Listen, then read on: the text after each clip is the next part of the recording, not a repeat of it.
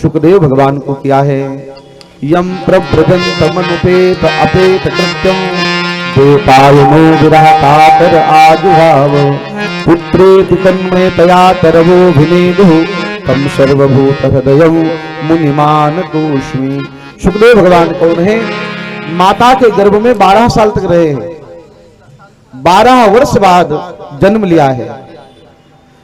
पिताजी वेदव्यास कहते थे बेटा जन्म लो, मना कर देते थे, नहीं पिताजी हमें अभी जन्म नहीं लेना है। क्यों?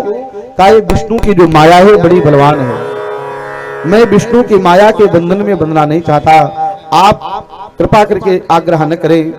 भगवान वेदव्यास ने कहा बेटा तुम जिस समय जन्म लोगे उस समय हमारी माया तुम पर व्याप्त नहीं होगी। और सुखदेव भगवान जब जन्म लिए उस समय माया का प्रभाव नहीं था। एक संत बड़ी सुंदर बात कह रहे थे, जिस समय सुखदेव भगवान का जन्म हुआ उसी समय 88,000 संत बालकों का जन्म हुआ था।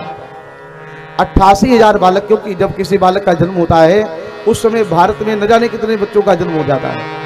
तो एक समय पर सुखदेव भगवान के साथ 88,000 महात्मा इधर उधर जन्म लिए थे और वो सब जन्म से ही बैरागी बन गए। वही 88,000 संत नैमिषारण्य में विराजमान होकर कथा सुन रहे हैं। वही संत सुखदेव भगवान के साथ जन्मे हुए महात्मा, क्योंकि माया का प्रभाव नहीं था, माया से मुक्त होकर के नैमिषारण्य में विराजमान हो गए। तो दूसरा प्रणाम वेदव्यास भगवान को, सुखदेव भगवान को किया गया। जन्म लेने के बाद में ही तुरंत निकल पड़े।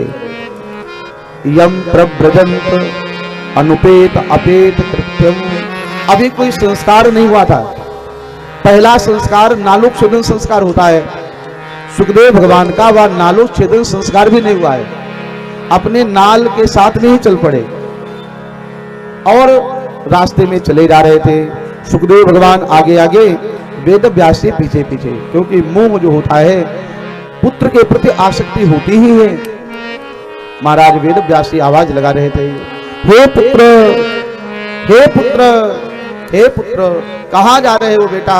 मेरे पास वापस आ जाओ, मेरे पास वापस आ जाओ। लेकिन पिता की पुकार को सुना ही नहीं, ऐसे लगता है जैसे कोई संबंध ही नहीं है। जंगल में चले गए।